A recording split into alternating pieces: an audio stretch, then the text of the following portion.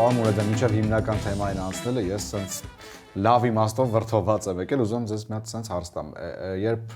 գրում եմ YouTube-ում Արմեն Մուրադյան, տարբեր տեսանյութեր ա բերում, ու երեք ուշադրություն դարձրի, որ բերում ասենք 10 տարի առաջվա տեսանյութ 9, 11, ու դուք ընդհանրապես չեք փոխվել, որն այդ գաղտնիքը, ասեք ես էլ իմանամ։ Կարծում եմ երիտասարդության մեջ անընդհատ լինելը, երևի թե դա որպես հիմնական պատճառ եւ չեմ բացառում, որ նաեւ ժառանգական գործոնից, նայած այս 2 օր առաջ երեխաներս ում հետ որ խոսում էի հեռավոր կապով, ասացին, որ շատ վրդոված լավ իմաստով ասացին, որ սպիտակ մազեր են սկսել նկատել, ինչը իրանց համտավքում, բայց ինձ բնավ չի մտահոգում։ Բժշկական ինչ որ գաղտնիք չկա։ Չէ, ես կարծում եմ, որ բնական ծերությունը իր պարտադիր գործընթացն է յուրաքանչյուր մարդու կյանքում, իհարկե դա չի նշանակում, որ մարդը պետք է չխնամված լինի։ Իսկ սպորտային վիճակում լինելու հետ կապված կարծում եմ, այստեղ լուրջ բացեր ունենք արդեն, որովհետև ժամանակին շատ է զբաղվում, իսկ վերջի տարիներին ավաղ չէ։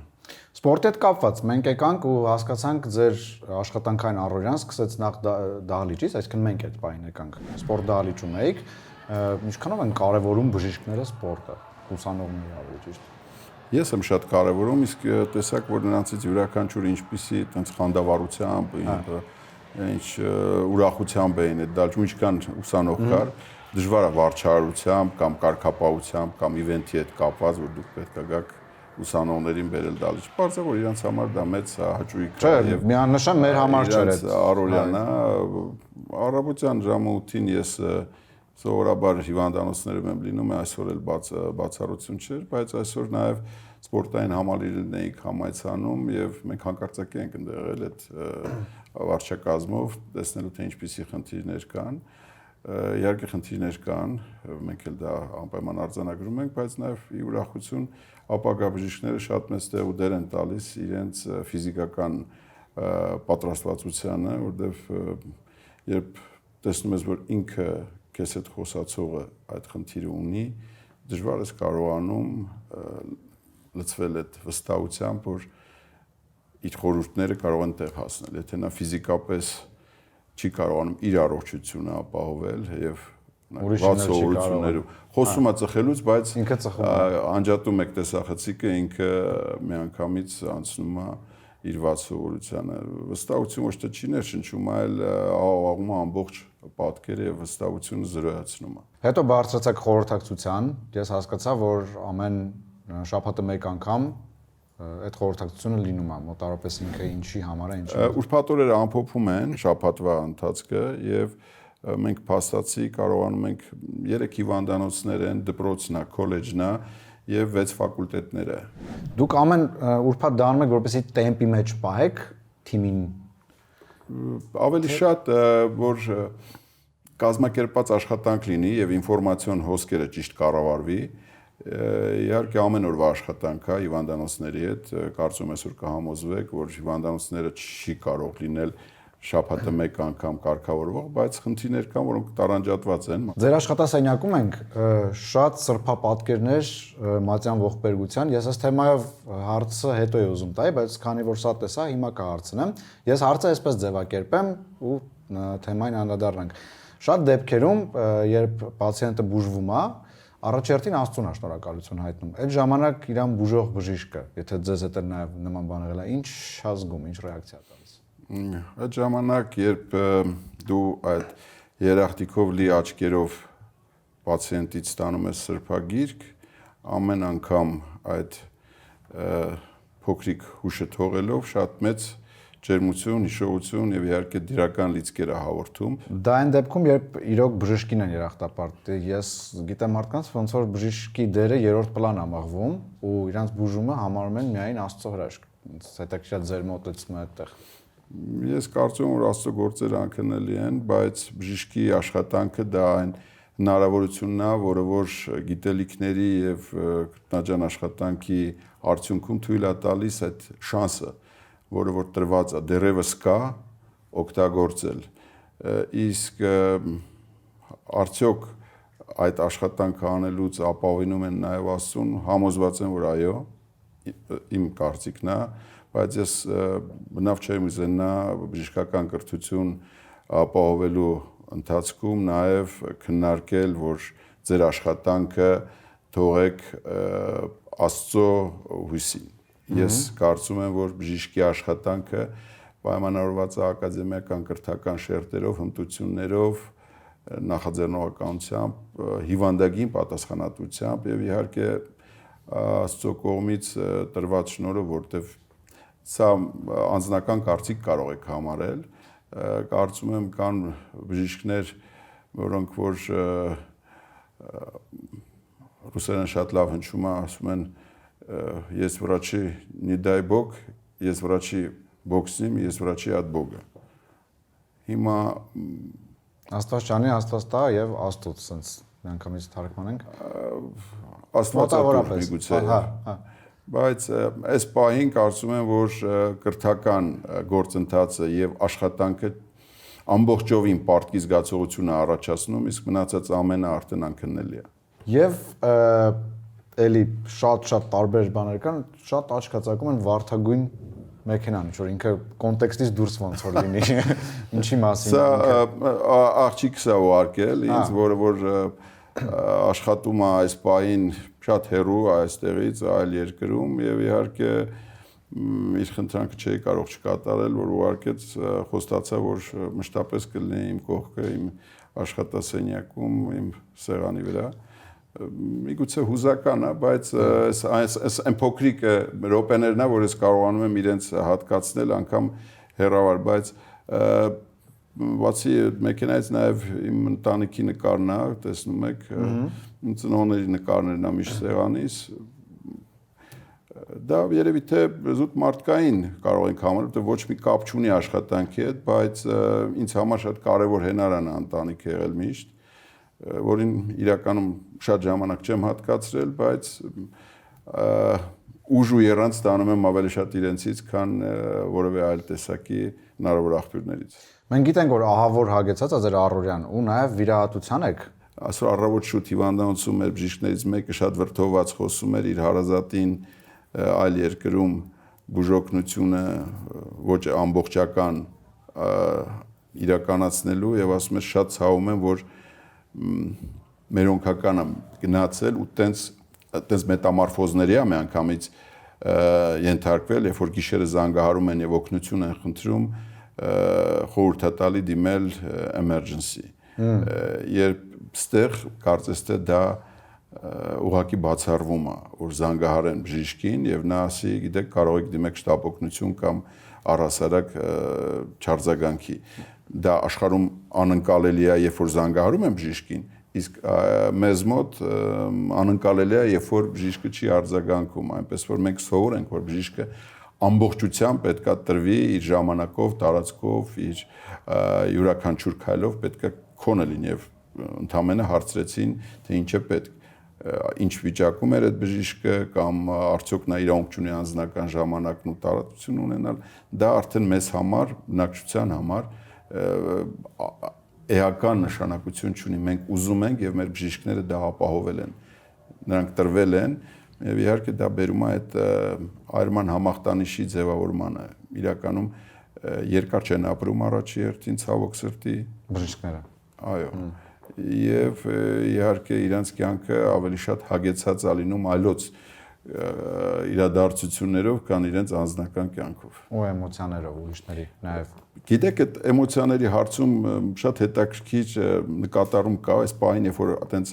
ակտիվ քննարկում է արհեստական բանականության ներգրավվածությունը բժշկության մեջ եւ համարում են, որ կլինեն մասնագիտություններ, իհարկե կլինեն, արդեն նշмарվում են մասնագիտությունները, որոնք որ փաստացի չեն լինելու մոտակա տարիներին այլևս եւ երկրներ կան Եվրոպայում, օրինակ Գերմանիայում ռադիոլոգիայի հետ կապված արդեն խնդիրներ կա դիմելիության հետ կապված, բայց արհեստական բանականությունը այնքան կատարյալ է փորձում իրեն պահել, որ չի հաշվի առնում ամենակարևորը հուզական դաշտը եւ հուզական դաշտը ձևավորվում է անկատարությունից եւ սխալներից քո պարտքի անբավարարվածությունով չես կարող երբեք մեքենայից պահանջել անկատար լինել, իսկ եթե նա լիարժեք կատարյալը իր հուզական դաշտը երբեք չի կարող լինել համապատասխան բժշկի աշխատանքի։ Սրանով է տարբերությունը եւ ես կարծում եմ, որ արհեստական բանականությունը չի կարող ծածկել երբևէ բժշկական օգնության ամբողջ ասպարեզը։ Ես չգիտեմ մտքերս ոնց եք կարդում, բայց ես սրա մասին ուզում եի ձեզ հետ խոսել, դուք ամբողջը ասացիք, հա, իսկապես ցույց կտամ, հետո հարցաշարը կտեսնեք։ Ուզում եմ ավելացնել նաև, որ ծանոթներ ունեմ, որ ChatGPT-ով հոկեբանի են գնում, այսինքն ոնց որ տպավորություն հոկեբանի մասնագիտությունն էլ է նաև վերանալու շուտով։ Ես չեմ կարող արծել, թե որ մասնագիտությունը կվերանան, հոկեբանի մասնագիտությունը հաստատ չի վերանա, որտեղ յուրաքանչյուրս մեր հույզերով, մեր խնդիրներով կարիք էլ ավելի ենք զգալու հոկեբանների եւ ցավոք Հայաստանում կան մասնագետություններ, որոնք այդքան ընդունված չէին գնալ հոկեբանի, գնալ սեքսոլոգի մոտ, այսինքն կան մասնագետություններ, որոնք փաստացի դիետոլոգի մոտ օրինակ հիմնականում գնում են նիհարելու հետ կապված, մինչդեռ դա առողջ ապրելակերպի հիմքեր ամենակարևոր հիմքն է։ Ես կարծում եմ դա բաց կոմունիկացիաների պարագային անպայման ներթափանցելու է նաև Հայաստան եւ մեր մենտալ մոտեցումները այդ մասնագետություններին կփոխվի, երբևէ կասկած չի հարուցի, որ հոկեբանի մոտ գնում է մարդ, ուրեմն ինքը ունի հոկեական խանգարում։ Դա իր պահանջն է եւ կարծում եմ, որ ամենածանրաբեռնված աշխատանքով մարդիկ իհարկե պետք է ունենան իրենց անձնական հոգեբանը եւ հնարավորությունը այդ հարցին առհասարակ այդ հարցը քննարկելու։ Պարոն Մուրադյան, մենք ձեզ ուղեկցենք վիրահատարան, հետո կշարունակենք զրույցը։ Սիրով։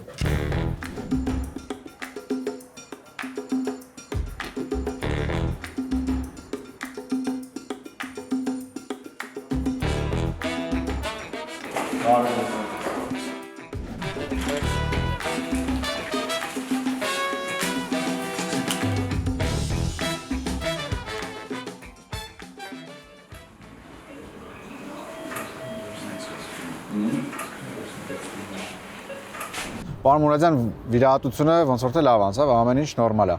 Ինչն է հետաքրքիր, ճանապարհին մենք այսքան քայլեցինք, դուք բոլոր ուսանողներին, աշխատակիցներին առաջինը բարև եք տալի, ինչ է դա կապված։ Երբեք չեմ փորձել այդ առաջնահերթությունը, ուրեմն որպես ինչ որ գործոն որոշիչ համարել, բայց երբ համասարանում նկատեցի, որ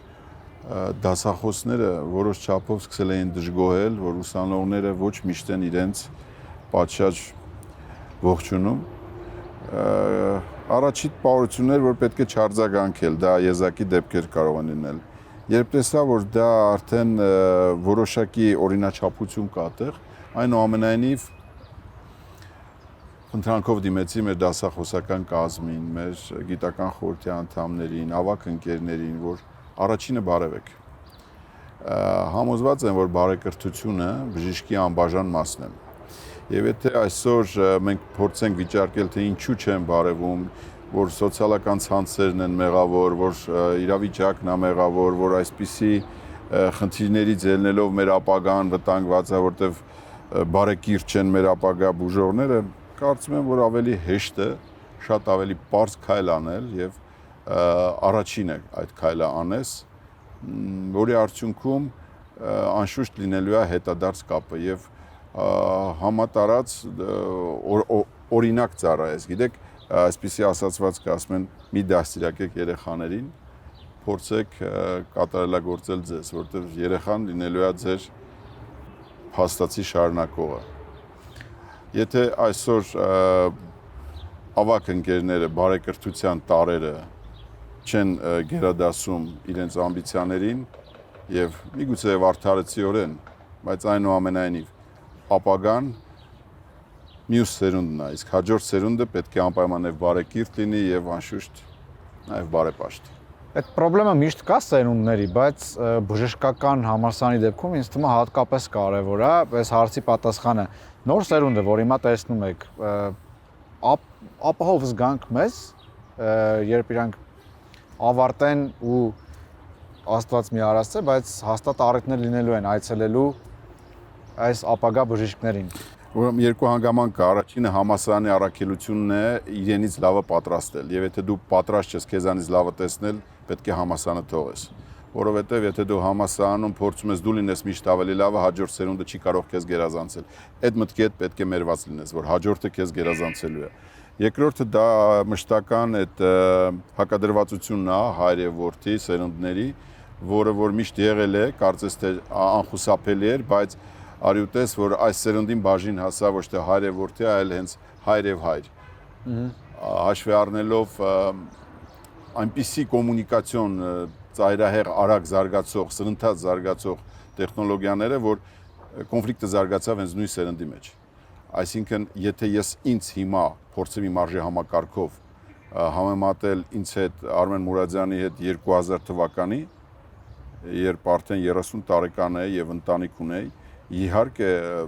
արժի համակարգը, հնարավորությունները եւ շատ արագ փոփոխվող մեր շրջակա իրադարձությունները թույլ չեն տալի ինձ համեմատել փաստացի իմ հաջորդ սերնդի հետ։ Ես ճառահատյալ ինձ համեմատում ինքս ինձ հետ։ Այստեղ երկու խնդիրը շատ կարևոր են եւ պատրաստ լինես քեզնից լավը տեսնես եւ հասկանաս, որ այնքան արագ է զարգանում, որ ամբողջ պատմության մեջ մարդկության հակադրումը արդեն գնում է նույն սերնդի մեջ։ Այդքան արագ է զարգանում ամենը։ Բայց մեկը այդ առումով այսօրվա ուսանողությունը, դա ասում եք նայեք հասարակ բան է, չէ՞, բարև կարող չտան դասախոսին։ Պետք մի քիչ վախ է ներշնչում, ասում են, մտածում ես, որովհետև եթե այդ չեն անում, բան ավելի կարող են հանգուրվել, օրինակ ես անցնում եմ երիտասարդությունը եւ իրենք շատ իրենց անկաշկանդ են զգում, համենայնիվ ես փորձում եմ այդպիսի միջավայր ձևավորենք, որ իրենք չզգան իրանց մշտապես այդ վարչարարության կախվածության մեջ, բայց բժիշկի համար բարեկիրթ կեցվածքը անբաժան մասն է, նա պետք է վստահություն ձևավորի։ Եթե նա վստահություն չի ձևավորում, նա չի էլ կարող այդ վստահությունը արդարացնել։ Այդ երկու հանգամանքը յուրաքանչյուր բժշկի կյանքում ունի որոշիչ նշանակություն։ Եվ ձևավորել վստահություն, որը այսօր բավականին հեշտ է social մեդիայով շատ արագ ճանաչելիությունը այդ մեդիինստը բարձրացնել եւ մեծ ճանաչելիության արդյունքում նաեւ վստահություն ձեռք բերել։ Երկրորդը անհամեմատ ավելի դժվար է։ Սա այդ վստահությունը արդարացնելն է։ Երբ դու տեսնում ես կերպար ցանցային եւ վստահությամբ լցված մտնում ես իր մոտ եւ առաջի իսկ սպառություն հասկանում ես, որ խորը հիասթափություն է, կարող եմ ասել դեռևս հələ բախտը բերել է, որտեվ եթե այդ հիասթափությունը լինելու է ժամանակ հետո, դա ավելի մեծ վտանգներով է հղի, քան ուղղակի առաջի հանդիպումը։ Իդեպ աշխարհում է դա, մենակ Հայաստանում չի։ Անգլիայում հետազոտության արդյունքում պարզվել է, որ ամենաբարձր խոսացող բժիշկները կամ ամենավառ հագնվող բժիշկները բավականին մեծ բժշկական սխալների դաշտում են եղել։ Եվ այդ կերպար ձևավորելը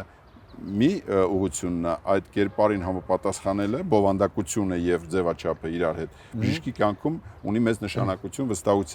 վստահության պրիզմայով։ Եվ մենք զինվորի տան մոտ ենք, այստեղ նաեւ նորաբաց սրճարան պուրակն է, որից կխոսենք արդեն տեղում։ Մի հարց էլ տամ ու գնանք, կապված սերունդների տարբերության նոր էթիկայի եւ այլնի հետ։ Պատկերացնում եք մի իրավիճակ, երբ ստիպված կլինեք Հիպոկրատի երթումը խախտել ինչ-որ կետով։ Գիտեք, Հիպոկրատի երթումը այնքան սիմվոլիզմ է իր մեջ պարունակում դարերով եկած, որ չեմ կարծում, որ խախտելը այդ երթումը այդպիսի մեծ բեռ է նստում յուրաքանչյուր բժշկի վրա։ Դա սիմվոլիզմ է։ Բժիշկը իր խղճի հետ պետք է համադրված ապրի։ Սա ուղղակի խղճի եւ արարքների ձևաչափ է եղել միջնադարում, երբ չի եղել բարձր տեխնոլոգիաներ, ինֆորմացիոն դաշտ։ Ակտուալ չի հիմա, երբ չի եղել իրավագիտակցություն, քաղաքացու, երբ չի եղել համապատասխան օրենսդրական դաշտ, ոչ թե ակտուալ չի, նա սիմվոլիզմ է։ Նա սիմվոլիզմ է։ Երբեք ու երբեք Հիպոկրատի երթումը չի կարող լինել այն պարտադրող հատվածը մարդու բժշկելու գործունեության ընթացքում։ Ես համոզված եմ, որ եւ կրթությունը, եւ ուսուցիչների, եւ հասարակության հակառակ կողմից հասարակության ընկալումը բժիշկների, սա է եւ զսպող եւ պարտադրողը, որը եւ ձևավորում է բժիշկի խիղճ հասկացությունը։ Ես կարծում եմ, որ սա ամենամեծ անելիքը ստեղ է մեր ուսանողների հետ։ Մենք կարող ենք ակադեմիական շերտեր ձևավորել, մենք կարող ենք տեխնոլոգիաներ տալ, մենք կարող ենք իրենց արհեստական ինտելեկտի հետ թույլ տալ իրանք ճիշտ սինխրոն շփվեն, բայց եթե չձևավորվեց բժշկի խիղճ հասկացությունը, ուզում ես 10 անգամ երթում տուր կամ օրենքի դաշտում փորձի իրան զսպել, չեմ կարծում, որ դա կսակվի հաջողությամբ։ Գնանք։ Համեցեք։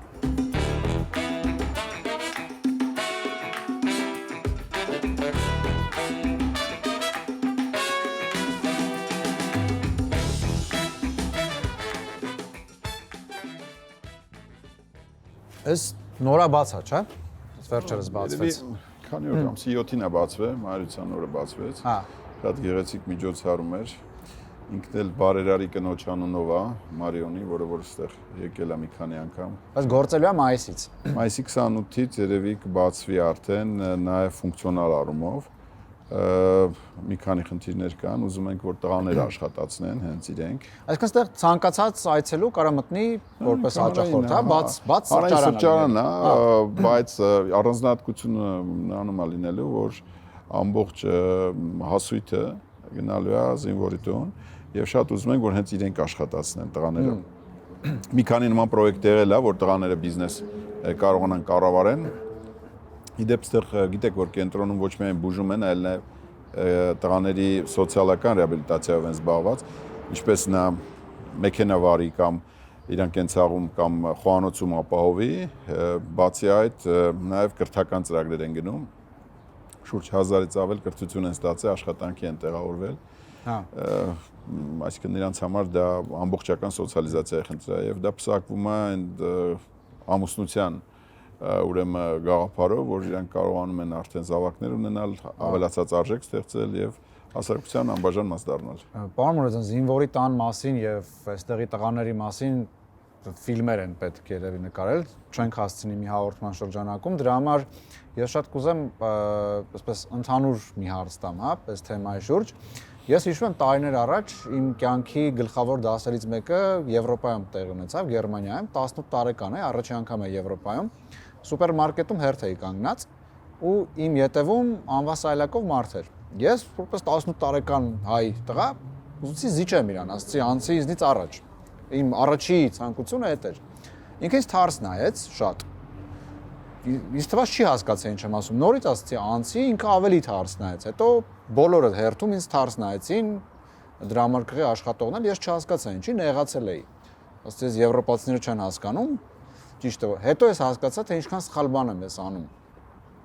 Շատ սխալ բան եմ անում։ Որն է ճիշտ բալանսը վերաբերմունքի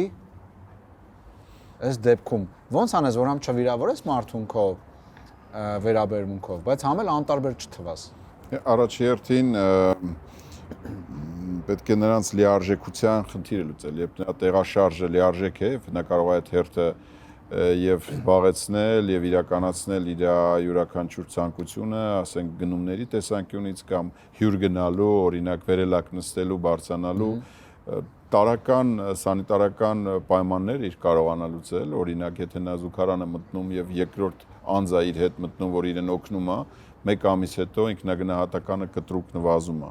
Եթե նրանք սրճարանում նստում են եւ դուք փորձում եք կողքի սեղանից իրանց հաշիվը փակել, ստաները շատ խիստ վիրավորվում են եւ այստեղ ավելորդ պաթոս չկա։ Նրանք արդեն պատրաստ են իրենք հյուրասիրեն եւ այստեղ գիտեք այդ ճոռոմախոսության հարենասերությունը չի։ Նրանք ձևավորվել են այստեղ որպես մարդիկ, որոնք որ ունեն եւ իրենց կրթությունը եւ իրենց հնարավորությունը վաստակելու եւ իհարկե այդ ամենը կրկնապատկում, եռապատկում է արժանապատվությունը։ Այստեղ խոսքը գնում է նամասին, որ խղճահարությունը չի կարող ձևավորել լիարժեքություն հասարակության մեջ։ Խղճահարությամբ եւ այդ կենացասիրությամբ չեք կարող երբևէ ձևավորել։ Ամբողջ ուժը այս կառույցի նրանում է կայանում, որ այդ 7500 տղան, որոնց տեղ արդեն անցել են, նրանք ներգրաված են հասարակության մեջ եւ իրենց լիարժեք են զգում, լիարժեք անդամ են զգում։ Եթե 20 տարեկան տղան չի ստանում փաստացի համապատասխան կրթությունը, եթե նա իր կենցաղային սանիտարական կարողությունների հետ կապված ունի կարիք եւ չի կարողանում ինքնուրույն լուծել, իհարկե ինքնագնահատականը սկսում է նվազել եւ այդտեղ ավելացող այդ դրվակային խղճահարությունը երբեք ու երբեք իրանց նկատմամբ սերը, հարգանքը չի արտահայտելու։ Պետք է տալ հնարավորություն նա կրթվի, պետք է տալ հնարավորություն նա կենցաղային ադապտացվի, նրանք ֆանտաստիկ հաջողություններ են գրանցում, ես ես կարող եմ ցույց տալ, թե ինչպես են նրանք առանց երկու ոտք ուղղակի պրոթեզների վրա այնպես պարում, որ չի կարող պարել մարդ, որը ունի այդ երկու ոտք, ինչպես են նրանք լողում կամ ինչպես են նրանք կենցաղում օրինակ խոհանոցում աշխատում, ինչպես է Էդմոնը օրինակ վարում միջոցառում եւ որևէ մեկը չի էլ պատկերացնում, որ ձեռքը, որը բռնում է միկրոֆոնը, իր ձեռքը չի։ Այսինքն արժանապատվությունը ուղղակի խարիզմայի նման իրանց վրա կա։ Իսկ ըստ ձեզ մեր հասարակության վերաբերմունքը, այսօր հայ հասարակության վերաբերմունքը իրանց հանդեպ որքանով է ճիշտ բալանսավորված, որովհետև մյուս կողմից էլ տպավորություն կա, որ անտարբերություն կա։ Չկա անտարբերություն, ավել ասեմ ձեզ, այս կենտրոնը ստեղծել է հայ ժողովուրդը, սա պետական գույք է, եւ ուղղակի այն մարդիկ, ովքեր որ այստեղ աշխատել են, իմ ընկերները, որոնք այստեղ ստեղծել են այս ամենը, նրանք ունեցել են այդ հնարավորությունը եւ Աստծուն շնորհակալ եմ, որ իրանք ունեցել են հնարավորությունը ժողովրդի այդ գթասրտությունը ուղղորդել, ինստիտուցիոնալ դարձնել եւ ստեղծել մի կառույց, որը որ համոզված եմ, որ հպարտություն ու արժանապատվությունը հաղորդում մեզ, ոչ բոլոր ժողովուրդները կարողացան ստեղծեն զինվորություն, պատերազմող երկրներ այսօր էլ կան։ Նրանք բազմիցս փորձել են լոգիստիկան այս կենտրոնի վերցնել, ինչպես է կառուցված այս կենտրոնում, կարող է հսկայական գումարներ ծախսել ի վերջո, ինչ որ անում են, ստանալ վերականգնողական կենտրոններ, բայց ոչ երբեք զինվորություն, որը որ ինստիտուցիոնալ իր բնույթով ուղղված է հենց տղաների արժանապատվությունը ընդգծելու եւ ոչ թե նրանց տկարությունը խղճահարության առանձնացնելու։ Սա շատ տարբեր մոլորակներ են։ Պարոն Մուրադյան, շատ շնորհակալություն հետաքրքիր զրույցի համար։ Մենք ավանդական հարց ունենք վերջում, բոլորին հարցնում ենք, թե ինչի համար այսինչ մարդուն կհեռացնեք աշխատանքից, բայց քանի որ ձեր ղեկավարության ներքո շատ տարբեր կառույցներ ու շատ մարդիկ կան, ուզում եմ կոնկրետ հարց տամ ձեզ։ Պատկերացրեք, ունեք փայլուն ուսանող, որ իր մասնագիտության մեջ փայլուն է, շատ լավ սովորում է։ Միանգամից պատասխանում եմ ձեզ, անտարբերության, անպատասխանատվության։ Դու կարող ես ինչ որ հարցերում թերանալ, ինչ որ հարցեր չիմանալ, բայց եթե դու անտարբեր ես եւ դա ծնում է նաեւ անպատասխանատու կեցվածք սոցիալական, միանշանակ տեղ չունես այս թիմի հետ։ Շատ շնորհակալություն։